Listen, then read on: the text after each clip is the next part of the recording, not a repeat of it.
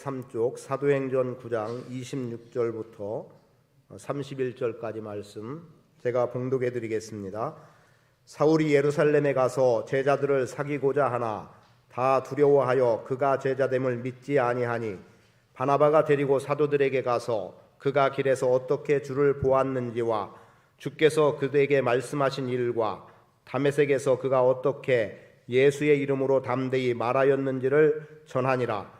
사울이 제자들과 함께 있어 예루살렘에 출입하며 또 주 예수의 이름으로 담대히 말하고 헬라파 유대인들과 함께 말하며 변론하니 그 사람들이 죽이려고 힘쓰거늘 형제들이 알고 가이사랴로 데리고 내려가서 다소로 보내니라. 그리하여 온 유대와 갈릴리와 사마리아 교회가 평안하여 든든히 서가고 주를 경외함과 성령의 위로로 진행하여 수가 더 많아지니라. 아멘. 우리가 살아가면서 접하는 사람들과의 관계 속에 때로는 그 사람 정말 믿어도 될까, 그러다 더 어려운 일만 당하는 것 아니냐, 이런 경우에 일들이 있기도 하고, 또 사람이 그렇게 변할 수 있을까, 이 정도는 몰라도 그렇게까지 변할 수 있을까라고 하는 어떤 면은 긍정해서 어떤 면은 부정해서라도 그런 표현을 쓰기도 합니다. 믿을 사람을 믿어야지라는 말이 있기도 하고, 그것과 변하는 것, 그거 크게 변하는 것 없어, 그 정도로 머물기도 하지, 이렇게 반응하는 일들도 우리 안에 있을 수 있습니다. 물론 우리가 예수님을 진정으로 만난다면 누구라도 거부할 수 없는 변화의 모습들을 보게 될 것이고, 사람이 저렇게까지도 변할 수 있구나라고 하는 것들을 아마도 발견하는 경우들이 있을 겁니다. 또 자기 자신에 대해서도 그런 생각이 들어가는 일이 있을 수도 있겠죠. 아무도 믿으려고 하지 않을 때 나에 대해서 내가 어떠하다라고 말을 하고, 또 마치 무엇을 증명하기 위해서라도 무엇을 드러내 보이면서라도 나 그런 일 없다, 또는 나 이러하다 말하는데 아무도 믿어주지 않을 때, 그때 누군가 내 옆에 서서 가만히 다가와주고 또는 손만 내밀어줘도, 또 한마디만 거들어줘도 아마도 커다란 힘을 얻을 수 있고, 때로는 지금까지 어려움을 겪고 있었던 이 판세가 순간 뒤집혀서 새로운 길로 나갈 수도 있을 거라고 여겨집니다. 아마 그것은 오늘 본문 말씀에서 드러나게 되고 이후로 계속 말씀되어지는 속에서 볼 수 있는 내용이 되는데요. 지금 사울이 예수님을 만나게 되죠. 그런데 예수님을 만나기 전 사울은 예수 믿는 사람들을 죽이는 데 가담하고, 또 실제로 다메섹에 가서 예수 믿는 사람들을 붙잡아다가 예루살렘으로 끌고 와서 거기서 어떤 판결 또는 처형, 이런 것들을 바라는 일을 행하고자 다메섹으로 가던 중에 예수님을 만나게 돼요. 그리고 그렇게 예수님을 만난 사울은 그의 삶이 누구도 이해할 수 없을 만큼 변화를 가져오게 되고, 오히려 자신이 예수 믿는 사람들을 핍박했는데, 박해했는데, 오히려 그런 자신이 예수 믿는 사람들을 또 혹은 예수의 복음을 전하는 일을 감당해 나가게 됩니다. 그러니 오히려 이제 예수 믿는 쪽에서 보면은 저 사람이 저렇게 바뀔 수 있을까라는 거죠. 그리고 어쩌면 믿을 수 없다라는, 혹시 거짓으로 변화된 행세를 하고 있지는 않을까, 이런 생각을 할 수도 있을 겁니다. 어쨌든 잠시 후에 다시 구체적인 설명은 드리겠지만, 이렇게 변화된 그가 예루살렘에 가서 사도들과 교제를 나누기를 원했어요. 그래서 예루살렘 교회로 갔는데, 정작 예루살렘에 있는 사도들은 이 사울이 그동안 행했던 일들을 보니까 이거 도무지 받아들이기 어려운 겁니다. 이 사람을 정말 믿어도 될까? 변했다고 하는데 정말 변한 것일까? 오히려 이렇게 교회 안으로 깊이 들어와서 우리들에게 오히려 어려움을 주지는 않을까라고 하는, 그래서 말씀되는 대로 26절에 보니까 사울이 예루살렘에 가서 제자들을 사귀고자 하나 다 두려워하여 그가 제자됨을 믿지 않았다라고 말씀하고 있습니다. 그런데 그때에 바나바라고 하는 사람이 와서 사울을 데리고 와서 이 사울이 다메섹에 가던 중에 어떻게 주님을 만난 것, 그리고 또 주께서 어떻게 그에게 무엇을 말씀하신 것, 그리고 그가 다메섹에서 행할 일들에 대해서 상세하게 이야기를 해 줌으로 인해서 이제 사울이 두려워졌고 사울의 변화를 믿지 않았던 사도들이 사울을 그들의 영역으로 들여들이게 된 겁니다. 그렇게 함으로 인해서 결과적으로 사울이 복음을 전하는 자의 자리에 굳건하게 설 수 있었고, 그리고 마침내 이방인들에게 복음을 전하는 자리에 설 수 있었던 거죠. 그런데 그것이 이번 한 번이 아니라 믿어줌과 함께 그를 세워나가고 그와 함께 선교적 일을 감당해 나가는 일에 바나바가 크게 기여하고 있음을 보게 됩니다. 그래서 오늘은 이 말씀을 가지고 우리가 함께 사람을 세우는 사람의 자리에 서 보기를 원하는데, 사람을 세운다는 데는 이견이 없어야 됩니다. 있는 그대로, 부족하면 부족한 대로, 연약하면 연약한 대로를 인정하고, 그리고 내가 얼마나 그에게 힘이 되고 격려가 되어주면서 사람을 세워나가면 되겠지요. 말씀을 준비하던 가운데 문득 들었던 조만식 장로님에 대한 생각이 나서 이렇게 대략 다시 한번 정리를 해보게 됐습니다. 조만식 장로님은 한국 교회 역사에서는 아주 중요한 위치 또는 명망 있는 이름으로 드러나 있죠. 그리고 우리가 알고 있는 대로 그의 제자 중에 주기철 목사님이 계세요. 그러니까 조만식 선생님은 교장으로 있고 주기철 목사님은 그의 제자로 같은 교회에서 장로와 전도사로 있을 때였습니다. 어느 날 조만식 장로님이 어떤 이유로 예배에 늦어진 거예요. 그 늦은 것을 이제 설교 중에 늦게 들어오는 장로님을 보고 조만식 장로님 자리에 앉지 마십시오 하고 그냥 입구에다 세워놓은 겁니다.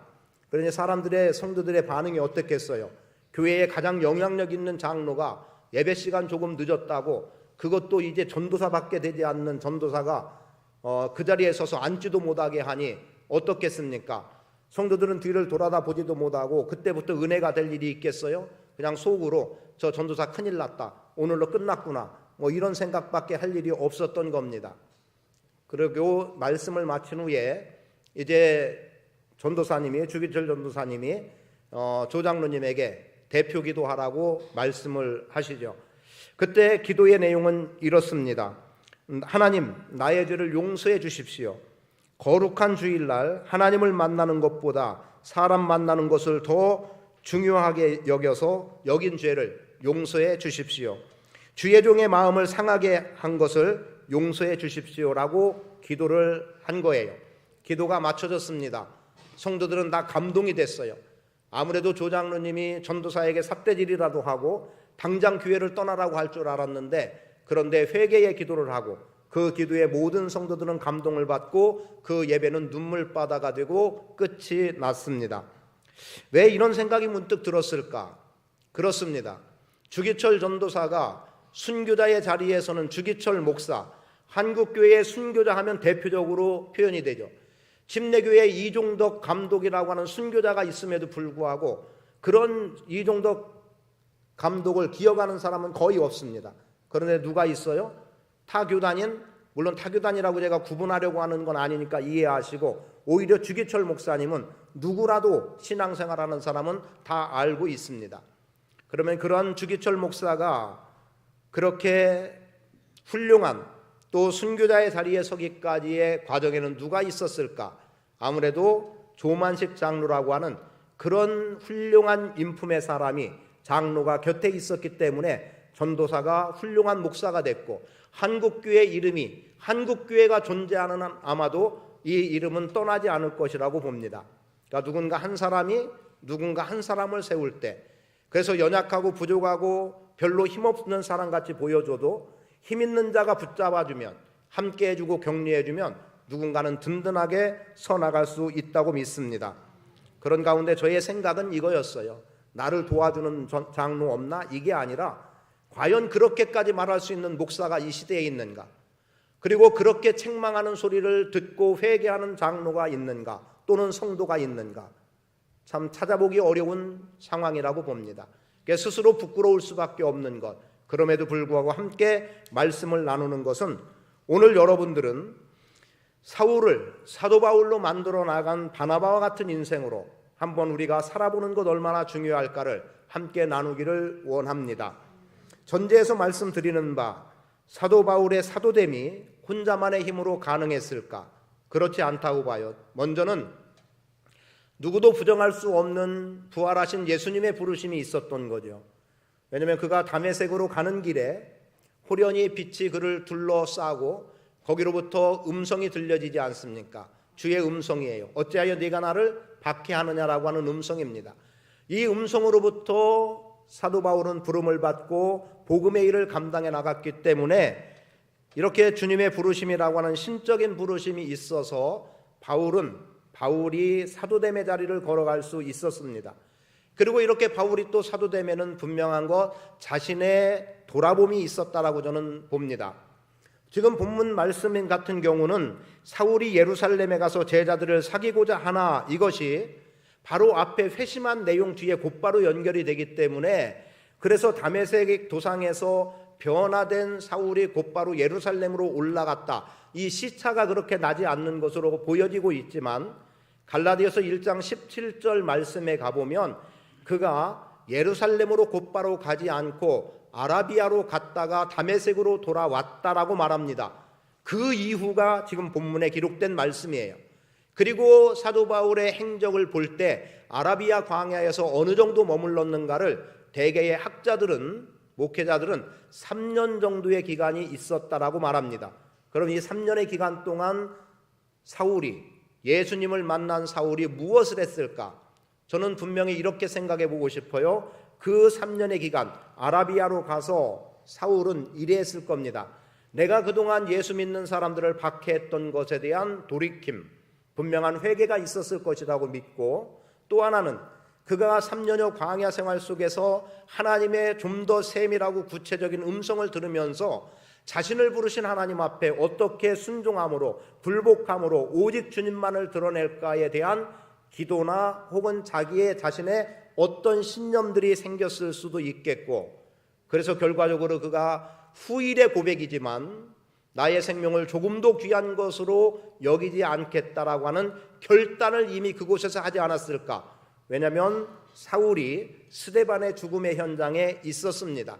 자신은 직접적으로 그때 스데반에게 돌을 던졌는지의 여부는 모르겠으나 그런 무리들의 옷을 들고 있기도 했고 그 자리에 함께했던 사람으로 예수의 복음을 전하고 하나님의 진리의 말씀을 전하던 스데반을 죽이는 자리에 가담했던 그가 이제 주님을 믿고 변화된 인생으로 주님을 전할 자리에 있을 때 스데반의 죽음을 생각하지 않을 수 없었을 거라는 거죠.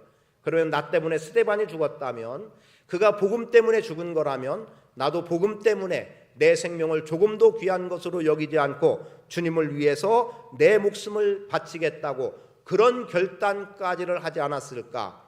그리고 이제 그가 자기의 걸음으로 다메섹으로 온 겁니다. 다메섹으로 와서 그 이후에 이제 예루살렘으로 가고자 하는 마음을 가졌던 거죠.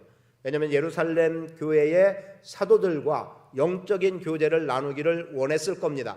그리고 자기가 아라비아 광야에서의 3년 기간 동안 있었던 일들을 그들과 나누거나 자신이 예수님을 만난 경험을 그들에게 이야기함으로 내 예수님 만난 이 만남이 정말 하나님 앞에 바른 만남인가, 여러 가지 것들을 그들과 나누기를 원했을 것 같아요. 그들에게 어떤 도움을 바라고 가지 않았을 겁니다. 그런 측면에서 사도 바울은 자신의 돌아봄이 있었을 거라는 거죠. 그것이 사도 바울로 하여금 사도 바울되게 함이다라고 보고 싶어요. 그리고 또 하나는 바나바와 같은 도움자가, 조력자가 필요했다는 겁니다. 사실 바나바를 가볍게 여기면 안 됩니다. 바나바는 사울보다 더 훌륭한 인물일 수도 있어요. 최소한 예수 그리스도와 관련한, 교회와 관련한 부분에서는 사울보다 훨씬 훌륭한 인물입니다. 잠시 후에 말씀을 드리겠어요. 그런데 그러한 사람이 자신을 내세우기보다 자기의 이름에 걸맞게, 이 사람의 본명은 요셉입니다. 그런데 그를 바나바라고 불렀어요. 바나바는 위로의 아들이다, 즉 위로자가 된다는 거예요. 그러니까 그 위로자는 그의 성품이 그로 하여금 사람을 돕고 세우고 협력하는 일, 자신을 드러내기보다는 다른 사람을 더 격려해서 세워나가는 일을 했던 사람이라는 것을 짐작할 수 있는 부분이죠. 그런 가운데 그렇다라고 인정해주는 누군가, 지지해주는 누군가, 동역해주는 누군가, 그런 사람이 있음으로 인해서 지금 사울은 사도 바울로서의 사도로서의 길을 걸어갈 수 있다고 믿습니다. 그래서 사도 바울의 사도됨은 주님의 부르심과 자신의 돌아봄 그리고 누군가의 도움이 있었기 때문에 사도로서의 사명을 감당해 나갈 수 있다고 보고요. 그래서 이제 본문의 말씀 주보속지에는 사실은 어떤 의미를 표현하지 않았습니다. 성경의 내용 그대로를 정리해서 넣어놨으니까 함께 참고하면 더 도움이 될 것 같아요. 첫째, 사울이 길을 가다가 사도행전 9장 본문이 있는 3절의 내용입니다. 사울이 주님을 만났다는 거죠. 사울이 어떤 길을 가게 됩니까? 스데반의 죽음의 자리에 있고 그때부터 지금 예루살렘 교회에 대해서 예수 믿는 사람들에 대해서 핍박이 더 가중되는 상황입니다. 복음을 통해서 많은 사람들이 주님께로 돌아오자 유대인들의 시기가 있었고 결국 그것은 교회에 대한 핍박으로 왔고 거기에 스데반의 설교를 듣고 마음에 찔린 사람들이 분노를 하는 거죠. 그 이유는 뭐겠어요? 너희 때문에 예수가 십자가에 못 박혀 죽으신 것 아니냐? 하나님의 아들이 결국 너희 때문에 죽임을 당했다. 사도 바울의 설교와는 조금 다름이 있지만 분명한 것은 성경 역사 그대로를 가지고 설교를 하게 돼요. 그것 때문에 백성들은 분노하게 되고 그리고 그의 설교를 들은 사람들은 스데반에게 돌을 던져 스데반을 죽이는 사건이 기록이 된 거예요. 그런 가운데 이제 사울한테는 어떤 마음이 들었느냐? 그래, 이 기회를 틈타서 예수를 믿는다는 사람, 예수의 복음으로 산다는 사람들은 남자든 여자든 내가 만나는 사람마다 다 예루살렘으로 잡아들이겠다는 생각을 하게 된 거예요. 아마도 다메섹에 많은 믿는 사람들이 있었던 것 같죠. 그래서 대제사장에게서 예수 믿는 사람들을 끌어 잡아들일 수 있는 공문을 받아서 곳곳에 보내놓고 다메섹의 여러 회당에다 보내놓고 그리고 다메섹으로 가던 중에 다메섹에 거의 이르렀을 때 하늘로부터 빛이 그에게 임했던 겁니다. 사울아 사울아 네가 어찌하여 나를 박해하느냐. 이렇게 시작된 말씀 앞에 사도 바울은 주님의 부르심, 주님의 만남이 이루어지게 된 거죠. 그리고 그 빛으로 인한 결과였을 것 같아요. 그의 눈에 뭔가 비늘 같은 것이 쓰여서 앞을 보지 못하게 됐습니다. 그래서 함께 동행했던 사람들에 의해서 옮겨가게 되는데 이미 주님의 음성은 네가 아나니아에게로 가라는 음성을 듣게 되고 또 주의 성령은 아나니아에게 어떻게 말씀합니까? 사울이라고 하는 사람이 올 것이다. 그에게 안수하라는 거예요. 그리고 그가 사명의 길을 걸어갈 수 있도록 하라는 겁니다. 이때 아나니아의 반응도 뭡니까? 아니, 사울이라는 사람이 우리 믿는 사람들을 이렇게 박해하고 있는데 그 사람에게 안수하라니요. 그냥 앞 못 보고 살아가는 게 좋지 않겠습니까? 이래야 마땅한 상황이었던 거예요. 그런데 성령께서는 아니라는 겁니다. 그에게 안수하고 그를 내가 택해서 이방인에게 복음을 전할 자로 세웠으니 그에게 안수하라고 말씀해 주십니다. 그래서 아나니아는 사울을 만나 안수하고 그때 사울의 눈에 가리워졌던 것이 벗겨졌습니다. 여기서 잠시 의미를 좀 찾아보기 원합니다. 오늘 우리가 믿음 생활에 나갈 때 또는 여러분의 인생에 어떤 일을 해 나갈 때 여러분 앞에 가로막히는 장애물이 있지는 않습니까? 신앙생활에 불편을 겪게 하는 어떤 일들, 관계성이 됐든 어떤 세력이 됐든 아니면 그것이 무엇이 됐든 이런 문제들은 여러분의 눈앞에서 사라지기를 축복합니다. 주께서 제거해 주시기를 축복해요. 그리고 여러분이 이루어 나가야 될 어떤 일들, 성취해 나갈 일들, 그게 사업이 됐든 또는 말씀대로 관계가 됐든 그 문제들이 풀려지는 역사가 일어나기를 축복합니다. 성령이 우리 가운데 역사하시면, 성령께서 나를 만나주시면, 주님이 나를 만나주시면 내 인생에 어떤 장애물도 헤쳐나갈 수 있는 능력이 우리 안에 있음과 또 주께서 그 문제들을 해결해 주심으로 우리는 평지를 걸어갈 수 있는 은혜가 있다는 사실을 기억하십시오. 요단강 갈라집니다. 홍해 갈라집니다. 높은 산 무너집니다. 하나님이 함께 하셔서 동행해 나가면 오늘 우리 앞에 어떤 장애물도 지금 사울의 눈을 가리었던 것 사라짐같이 우리 인생에서 사라지는 역사가 일어날 줄 믿습니다. 사울 길을 가다가 주님을 만났습니다. 그 걸음은 박해의 길이었는데 주님은 그를 부르시고 그의 삶을 변화시키셔서 사도로서의 사명을 감당할 수 있도록 은혜의 길로 이끌어 주시는 분임을 믿습니다.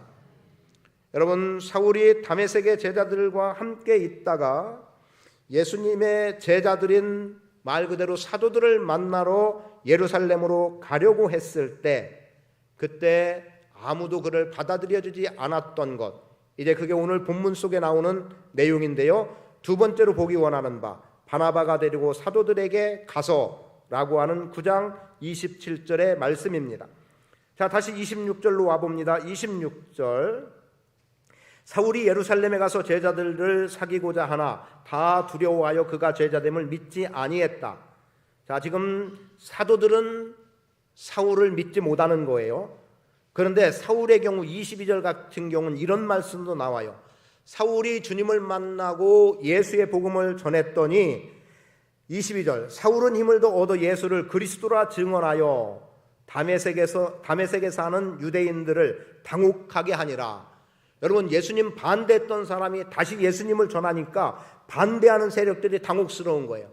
자기와 함께하는 사람인 줄 알았더니, 자기 편인 줄 알았더니 지금 사울이 변절자가 돼버린 거예요.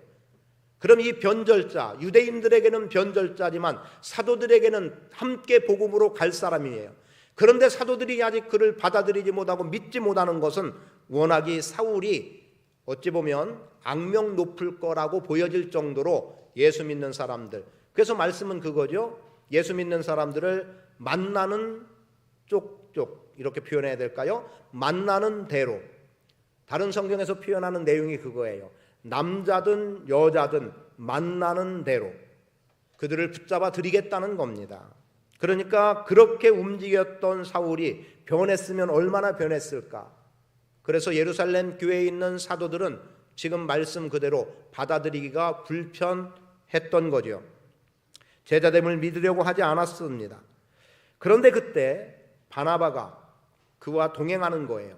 그렇다고 해서 여러분, 그 전에 사울의 변화와 바나바 사이에 어떤 관계가 형성됐다고 성경은 말하지 않습니다. 왜냐하면 4장에 나오고 그리고 지금 나와요. 4장에 나오는 내용 속에서는 바나바라고 하는 그 요셉이라고 하는 사람이 있는데 그의 이름은 바나바로 되고 위로의 아들이다. 그가 밭이 있는데 그 밭을 팔아서 제자들의 발 앞에 내놓았다. 그래서 교회가 어려운 사람들, 핍절한 사람들이 없이 같이 살아가는데 일조했던 사람으로 기록이 되고 있습니다. 그 다음에 바나바라고 하는 이름은 여기에서 나와요. 어쩌면 회당에서 전에 만난 어떤 관계가 형성이 돼 있을지 모르겠어요. 그리고 바나바는 어쩌면 이 사울에 대해서 이야기를 들었던 것 같죠. 근데 이 바나바도 어디에 있었던 사람이냐? 바나바도 예루살렘에 머물렀던 사람이에요. 다메섹에 있었던 바나바가 아닙니다. 그런데 이 바나바가 어떻게 하고 있습니까? 지금 혹 이럴 가능성은 있어요. 사도들만 예루살렘에 남고 핍박으로 다 흩어졌을 때 바나바가 다메섹에 혹시 가 있었을지도 모르겠어요. 그러나 성경은 그것을 말해주진 않아요. 그러면 관계 형성은 그렇게 없을 수 있고, 어쩌면 후자 쪽이 더 변호해 줄 수 있는 이유는 될 것 같아요. 그런 여부를 떠나서 바나바는 이렇게 중재의 일을 합니다. 그가 어떻게 주님을 만났는지, 주께서 그에게 어떻게 말씀하셨는지, 그가 다메섹에서 어떻게 사역을 감당했는지를 바나바가 알고 있었던 겁니다. 그리고 사도들에게 이야기를 하니까 사도들은 바나바의 말에 주저없이 사울을 그들의 영역으로 받아들이게 되는 거예요. 그래서 예루살렘과 왕래하면서 복음을 전했더니 결과적으로 31절, 그리하여 온 유대와 갈릴리와 사마리아 교회가 평안하여 든든히 서가고 주를 경외함과 성령의 위로로 진행하여 수가 더 많아지니라. 저는 여러분들이 바나바 같은 존재가 되어서 사람을 세워나갈 때 그 가운데 어떤 사람의 사역이, 어떤 사람의 헌신이, 어떤 사람의 섬김이 교회의 부흥을 가져온다고 믿습니다. 그건 섬기는 여러분 자신이 되기도 하고 여러분을 통해 섬김받아서 그만큼의 세워짐과 성장의 자리에서 그의 삶은, 복음과 연관된 삶은 교회 부흥을 가져오게 돼 있는 거예요. 자, 잠시 믿어주지 않는 것에도 돌아가 보겠습니다. 나는 이러한데 누가 나를 믿어주지 않는다. 답답하죠. 이 답답함 어떻게 하소연할 길도 없고 해분들 역시 또 들어주지도 않고 가슴을 열어서라도 한번 보여주고 싶은데 그것마저도 되지 않고, 그리고 혼자라고 하는 속에서 외로울 수도 있고, 그러다가 자칫 스스로 생명을 놓는 이러한 경우들이 있기도 해요. 그러나 생명을 놓은들, 자신의 진실이 그래서 그때 드러난들 무슨 유익이 있겠습니까?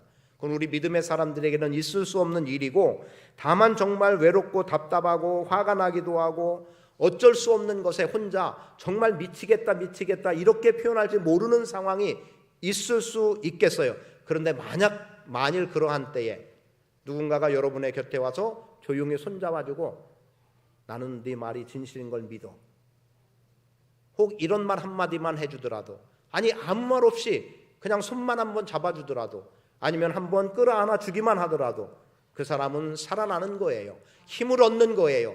그리고 그 한 사람이면 되는 거예요. 많은 사람이 알아주지 않아도 누군가 한 사람만이라도 나의 진실함을 알아준다면 그것이 나의 힘이 되는 겁니다. 거기에서 강한 자가 되는 거고, 거기에서 일어서는 자가 되는 거예요. 그런데 아무리 진실이라고 말해도 오히려 깎아내리고 소문을 내고 아니라고 해버리면 그 사람은 결국 피폐한 인생으로 끝나버리는 겁니다. 저는 여러분들은 살리는 자가 되시기를 축복합니다. 그런데 제자들이 믿지 못했던 것, 워낙 박해가 심했기 때문에 믿지 못했지만, 그러나 바나바와 같이 이런 사람이라고 소개할 수 있는 그러한 신망 있는 사람 한 사람만 있으면 다 쓰러지고 좌절되고 끝이라고 여겨지는 사람이 다시금 정상의 자리에 서서 그의 삶을 살아갈 수 있음을 우리는 알아야 합니다. 그럼 바나바 정말 믿을 만한 사람이었을까요? 그렇죠. 믿을 만한 사람이에요. 믿을 만한 사람이기 때문에 사도들은 사울을 받아들였어요. 그가 믿을 만한 사람이라는 증거는 4장에서 위로의 아들, 그건 좋습니다. 그가 밭을 내놓았기 때문에, 여러분 그것 때문에 지금 바나바를 믿은 게 아니에요. 바나바가 물론 그것도 성도들에게는 유익함이 있었기 때문에 야, 저 사람 대단하다 인정될 수 있었겠지만, 여러분 교회가 돈이나 많이 내고 즉 헌금 많이 하는 사람 중심으로 간다면 그건 교회 아니에요. 교회는 많이 가졌든 작게 가졌든 사람입니다. 여러분 30절 주목하세요. 형제들이 알고 가이사랴로 데리고 내려가서 다소로 보내거늘. 왜 그렇습니까? 지금 사울을 예루살렘 사도들이 받아들였어요.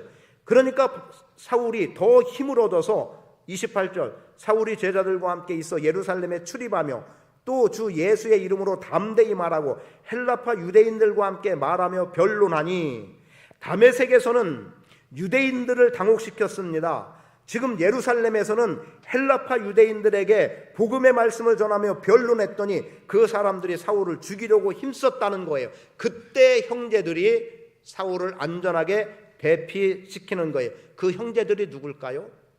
사도예요. 사도들입니다. 12사도라고 불리는, 제자라고 불리는 그들이 지금 사울을 다소로 안전하게 피신시키는 거예요. 왜 여기에다가 사도라고 말하지 않고 형제라고 말했을까요? 왜 여기에다 목사라고 말하지 않고 장로라고 말하지 않고 권사라고 말하지 않고 집사라고 말하지 않고 왜 이랬을까요?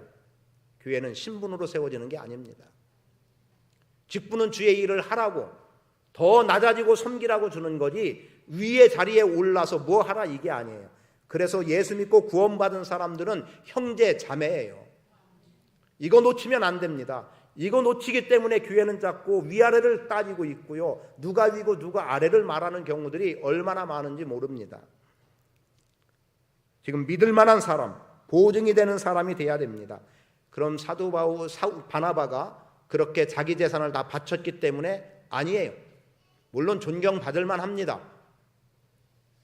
바나바는 11장으로 가면 24절에 이렇게 기록되고 있어요.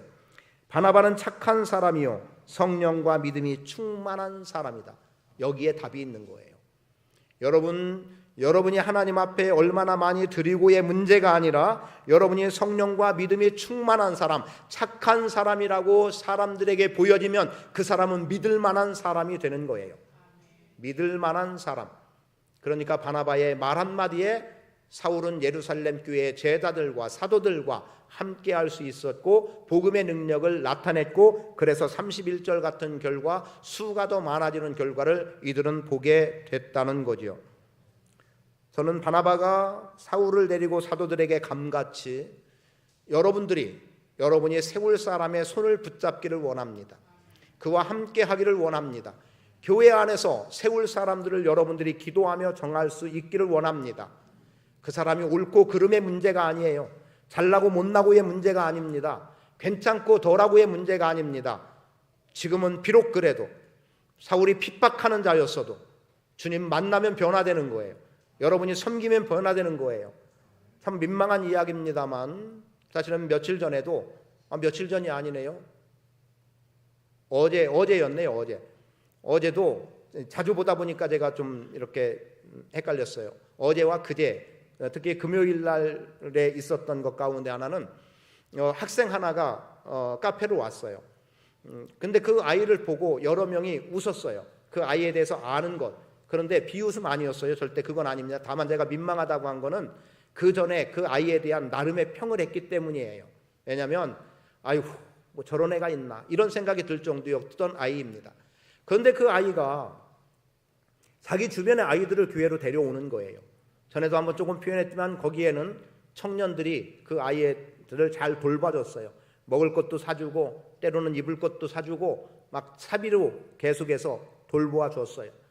그리고 그 아이에 의해서 나온 남매가 교회에 지금 계속 나오고 있고, 물론 그 주변의 아이들은 우리가 볼 땐 좀 미흡해요.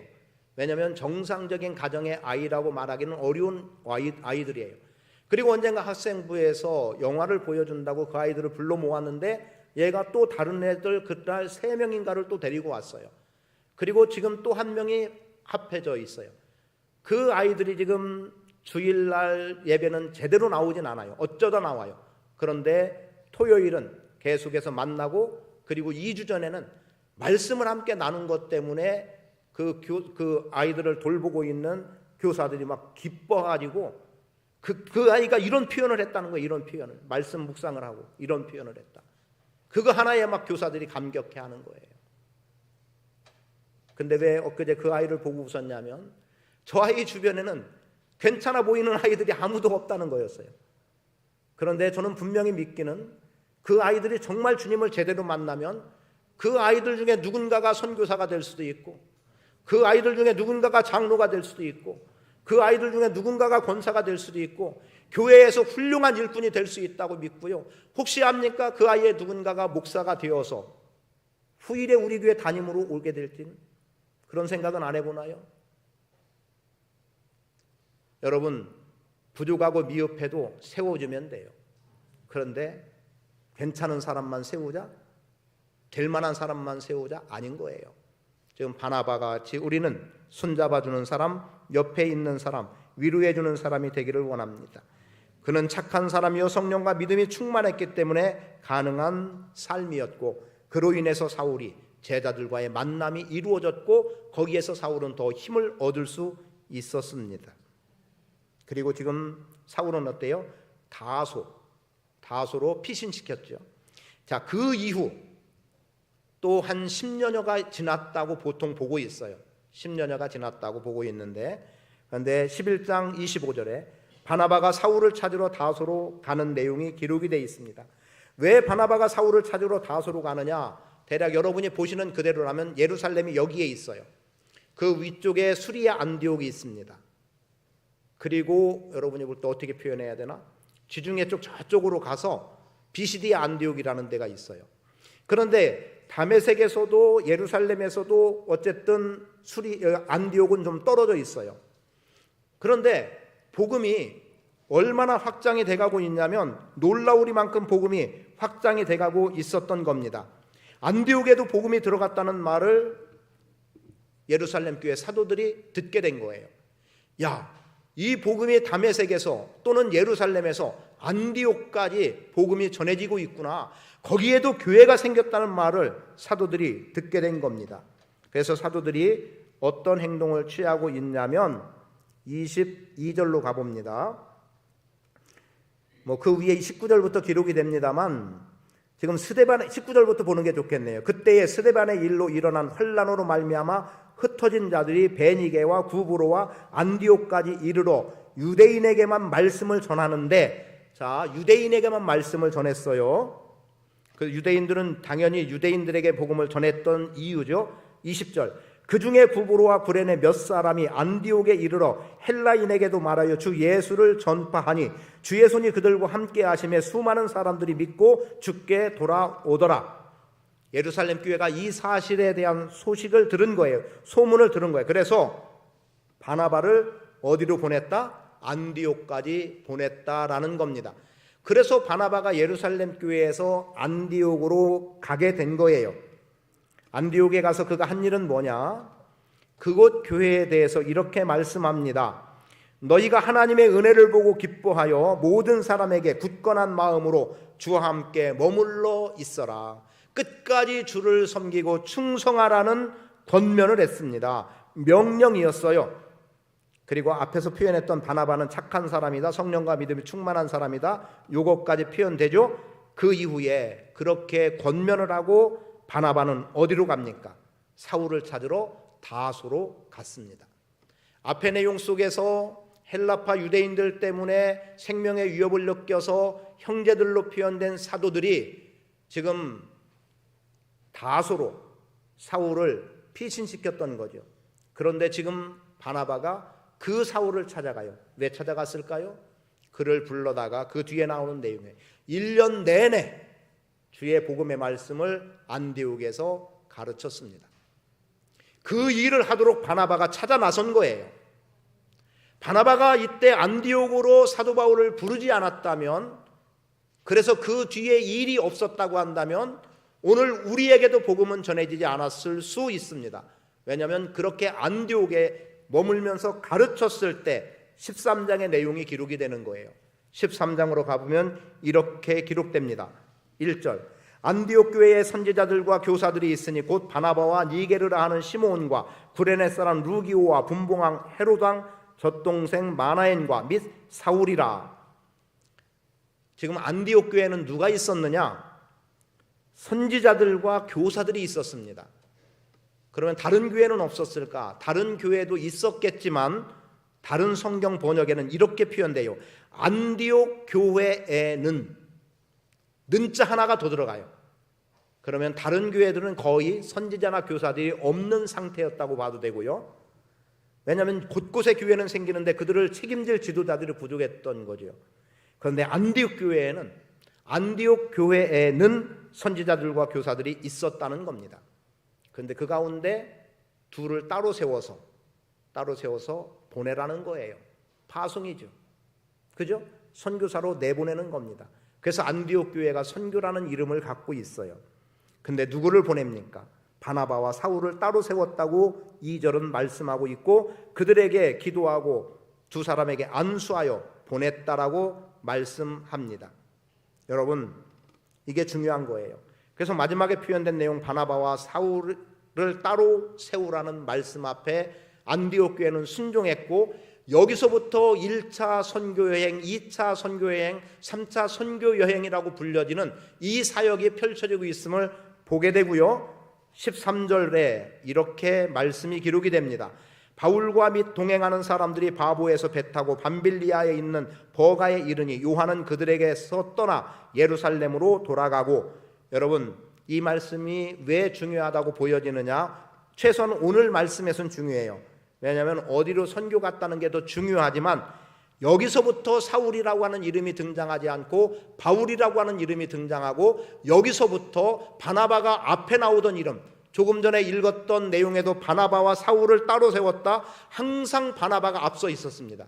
그런데 여기서부터는 바울이 앞서 나가는 거예요. 앞서 있다는 것은 그만큼 그 시대 상황에서는 중요한 인물이라는 걸 보여주는 거예요. 자, 바나바라고 하는 훌륭한 인물이, 성령과 믿음이 충만했던 착했던 바나바가 아무도 인정하지 않던 사울을 세워주고 사울을 불러다가 주의 일을 감당하게 했더니 어느 순간부터 사울이 바나바를 뛰어넘는 인물로 자리하고 있다는 겁니다. 사람을 세우는 것에서 기뻐할 수 있는 것, 누군가 내가 세웠을 때, 누군가에게 도움을 주었을 때 거기에서 얻는 가장 큰 기쁨은 그 도움을 받은 누군가가 이런 훌륭한 제목으로 섰을 때 아닙니까? 어느 날 소식도 모르고 있었는데 그가 어떤 인물이 됐다고 했을 때, 물론 마음에 소식이 없으니까 서운한 마음이 있을지 모르지만 내가 도왔던 누군가가 이렇게 잘 됐다고 들려질 때 얼마나 좋겠습니까? 그리고 그들이 있었던 그 안디옥 교회에서 비로소 그리스도인이라고 이름이 붙여졌어요. 물론 비로소 그리스도인이라고 불려졌던 그때의 상황은 예수에 미친 사람들, 이런 정도였어요.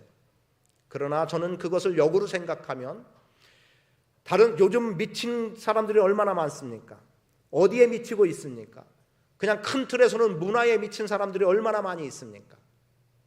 이런저런 음란한 것에 빠져 있고 게임에 빠져 있고, 그리고 자기 할 일도 모르고 그냥 컴퓨터 앞에서만 하루 종일 살아가고 스마트폰만 바라보고 살아가고 카톡에 푹 빠져가지고 예배까지도 다 망가뜨리는 이러한 경우도 있지 않습니까?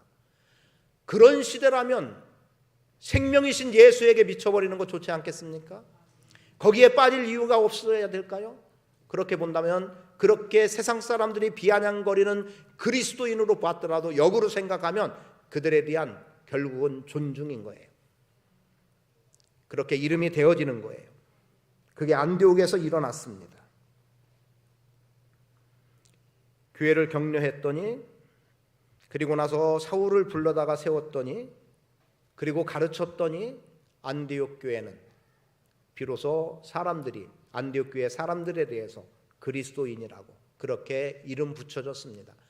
이 그리스도인이라고 하는 이름은 지금 우리에게는 영광스러운 이름이 아니냐는 거죠. 예수 믿는 사람이라고 불려지는 것 얼마나 감격스러움이냐는 거죠. 바나바라고 하는 한 사람에 의해서, 그리고 그 바나바의 그 헌신에 의해서 지금 사울이 바울로서 이제 사역을 펼쳐나갑니다. 그리고 그보다 훨씬 더한 지역 터키의 전역을 다 복음으로 이끌어가는 그러한 놀라운 역사가 주어졌던 겁니다. 저는 여러분들이 사람을 찾아 나서고 그 사람을 불러다가 세울 수 있기를 원합니다. 그 사람이 어느 정도 세워졌을 때 주님은 그들을 또 따로 세워서 더한 일에 그들을 사용하기를 원하고 계시는 거예요. 별 의미 없을 것 같지만 바울이라고 이름 불려지는 그 자리, 그리고 바울이라고 하는 이름이 앞서 불려지는 그 자리, 여러분 거기까지 우리는 사람을 세우는 삶을 살아갈 수 있게 되기를 축복합니다. 혹여라도 오늘 나의 바르지 못한 판단과 행동들이 누군가에게 아픔이 되고 상처가 되면 안 돼요. 누군가 나 때문에, 저 사람 때문에 내가 교회 다닐 만하다고, 예수 믿을 만하다고 하는 그러한 이름들이 오늘 우리에게서 들려져야 됩니다. 새로운 사람이 등록을 했어요. 이분이 몇 달간, 그리고 지금까지도 표현하는 내용 가운데 자기를 처음 예배할 때 옆에서 성경을 갖다 주고 찾아준 사람을 지금 벌써 18년도인가부터인데 아직까지도 그 사람 한 분을 늘 얘기해요. 자기의 신앙의 첫걸음에 그런 도움을 준 사람. 우리 그래야 되지 않겠습니까? 세우는 사람 되시기를 축복합니다. 사람 보고 예수 믿는 건 아니지만 그 사람의 영향력 때문에 내가 이만한 자리에 있을 수 있다는 것, 감사한 일이죠. 그런데 혹여 우리가 그릇 행하면, 누군가에게 상처가 되면 더 이상의 교회는 없습니다. 누군가에게, 나에게 더 이상의 교회는 없다라고 선언한다면 그것은 우리의 책임, 나의 책임인 거죠. 오늘 우리 사람을 세우는 사람으로 서나갈 수 있게 되기를 축복합니다. 어떤 토도 달 필요가 없어요. 그냥 사람을 세우는 사람이 되면 되는 겁니다. 바나바와 같은 그러한 삶으로 사람을 세워서 우리 교회가 지금 계속해서 말씀에는 수가 더해지는 것들을 말하고 있잖아요. 그렇게 수가 더 많아지는 은혜가 있게 되기를 축복합니다. 그리고 선교의 일. 여러분 나중에 선교에 대해서 함께 나눌 기회가 있겠지만 오늘 우리의 선교 중요하게 여겨야 합니다. 선교에 대해서 여러분들이 어떻게 헌신하느냐에 따라서 교회는, 하나님의 나라는 확장될 수 있는 거예요. 그리고 몽골 선교, 지금 저 나름의 구상하는 것이 있습니다. 선교에 대한 개념, 제가 100% 옳다고 말하진 않겠습니다. 선교사들마다 다를 수 있고 여러분의 관점마다 다 다를 수 있지만, 그러나 제가 배우고 행한 일들에서 어긋남이 없었던 부분이기 때문에 말씀드리는 바는, 제가 진행하는 것 결코 그르지 않다고 봅니다. 그리고 그렇게 해나갈 때 선한 열매가 맺어진다고 믿습니다. 현장만을 보지 않아요. 함께하는 사람들을 봐야 되고 교회를 봐야 됩니다. 저는 몽골의 아가페 교회만 보고 선교의 일을 하는 게 아니라 지금 우리 두마동 침례 교회를 보고 선교를 하는 겁니다. 그 일에 대해서는 언제 별도의 시간으로 빠르면 다음 달 선교라는 주제로 함께 말씀을 나누기도 할 겁니다. 여러분, 사람 세우십시오. 바나바처럼 사람 세우면 선교의 영역은 확장되고 복음은 확대되고 거기에서 아름다운 결실들이 맺어질 줄 믿습니다. 찬송가